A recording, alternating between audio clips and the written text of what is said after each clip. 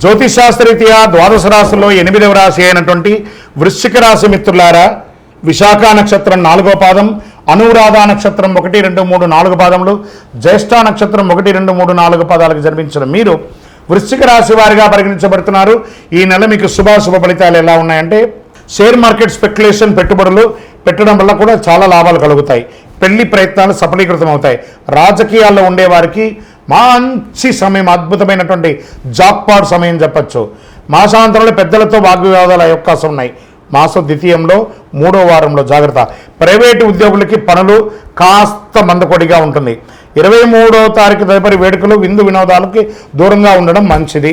ఖర్చులు విపరీతమైన అవకాశాలు ఉన్నాయి. చేతిలో కాస్త నిలువ కొంచెం తగ్గుతూ వస్తుంది.